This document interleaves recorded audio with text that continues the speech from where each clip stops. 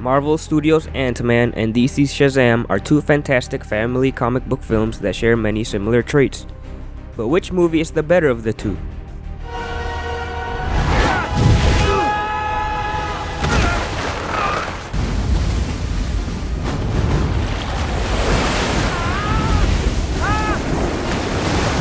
The title of this video is Ant-Man vs. Shazam, which is the better family superhero film.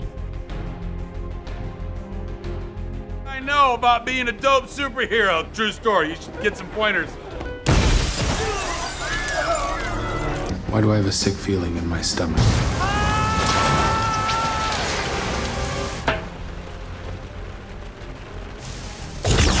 What good's power if you got nobody to share it with? In the summer of 2015, the Marvel Cinematic Universe decided to tap into the genre of family films with its release of Ant-Man, the story about a shrinking superhero who seeks to rebuild his life and his relationship with his daughter. 4 years later, the spring of 2019, DC took a stab at the same genre with one of their more successful films in recent memory of Shazam, the story of a boy who gets welcomed into a foster home and soon acquires superpowers, one of which turns him into a fully grown adult. Both films were relatively successful from both a financial and critical perspective. They also share many similar features, such as a charismatic comedic lead, You wanna show me how to punch? Show me. story elements exclusive to the family film genre, fun action sequences, a witty script, and a heartwarming ending. Pinkies up. Each film is stronger in some areas than the other. However, it seems only suitable to compare the two films and discern which is superior. Which of these two family comic book films is the better movie? Just a couple months before the release of Ant-Man, Marvel Studios came out with its long-awaited sequel to the Avengers, in the form of Avengers: Age of Ultron. That movie was a satisfactory follow-up to its predecessor, but despite concluding with an actual city literally being lifted up into the sky, the action mostly followed the same formula and consequently fell into the same traps that most action sequences in Marvel movies fall into. With Ant-Man, however, due to the primary ability of its protagonist, the action is a fresh change to what we've seen before in comic book films.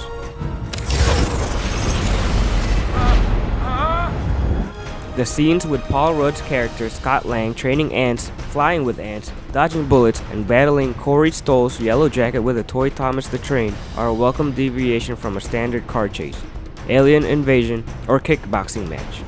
The film makes full use of its microscopic subject and incorporates this into its high conflict moments to give us some of the most vibrant and memorable action sequences in the MCU. The action and visual effects sequences are definitely some of the strongest aspects of the film, but there are other elements that work very well too. One of those being Paul Rudd's charm and charisma carrying most of the film, as well as his on-screen chemistry with Evangeline and Michael Douglas. The script and the rest of the supporting characters also brought plenty of wit and heart to the film as well. So breathe, focus, keep it simple. No doubt. Okay. Like many other comic book films today, Shazam uses humor to its full potential, but what distinguishes it from the others is that it's actually funny. You have bullet immunity! I'm bulletproof. While Shazam is centered around the boy turns into adult story that we might see in another classic family comedy like Big, It's me. It's Josh. the majority of the humor isn't comprised of recycled jokes we might have seen in old sitcoms, but it's actually made up of original material.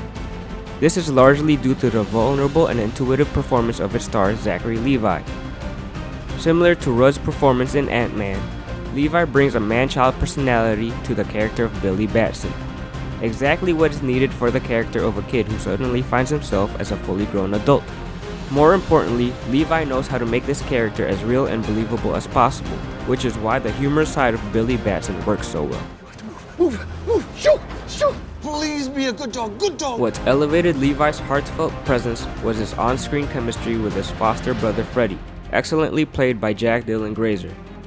As was the case with Yellowjacket and Ant-Man, Dr. Sivana, played by Mark Strong, was not a bad villain by any means, but was simply a mere device used to further the plot. However, that was all he needed to be, as the primary focus was on Billy and his family. Other elements of the film also worked really well, such as Billy's relationship with his other siblings and him learning how to use his powers. I'm having such a good time. I'm having a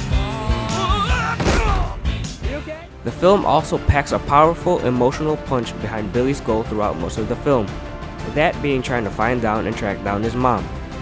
To sum it up, Shazam not only does comedy better than other titles in its genre, but also contains emotional beats that pay off far more effectively than most other comic book films. You okay?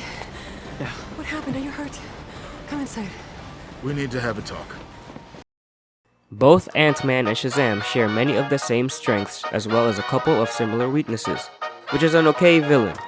They both lean heavily into the lighter side of the comic book genre and borrow many traits from family-friendly classics such as Big and Honey, I Shrunk the Kids. It works. Diane, I got something real important to tell you. Are you trying to tell me The machine works? Both are carried by a charming and charismatic lead actor in Paul Rudd and Zachary Levi. Both feature exciting action sequences, enjoyable supporting characters, a robust script, and a solid narrative. Hey, Scotty. Hey, did I save your life? But it would remiss to leave the question in the title of this video unanswered. Overall, both Ant-Man and Shazam are fantastic and are among the better films in the MCU and DCEU respectively. The best of these two films would have to be Shazam. This is crazy. This is crazy. You don't have to fight this guy. This isn't your job. You can run, right? Yes, you can run. Awesome. While there are some things that Ant-Man does better than Shazam, such as creating exciting action sequences, many of the former's strengths are simply stronger and more engaging. The humor in Ant-Man is better than in most Marvel movies, but the comedy in Shazam is more original, and hence more exciting. Paul Rudd brings as much of his comedic sensibilities as he can, but they seem somewhat hindered at times by the direction he's given, whereas Zachary Levi's improvisational skills are used to their full potential. The villain is actually less of an issue in Shazam. The character of Dr. Sivana was at least given some less cliche villain dialogue than what Yellowjacket had in Ant-Man. Additionally, while the story about an ex-con trying to reconnect with his daughter was executed effectively in Ant-Man, the struggle of a boy trying to find his lost mother provoked the desired emotional response from the viewer when watching Shazam. Again, both films are fantastic, but the title for which is the better movie must go to Shazam. I open my heart to you, Billy Batson, and in so doing, choose you as champion.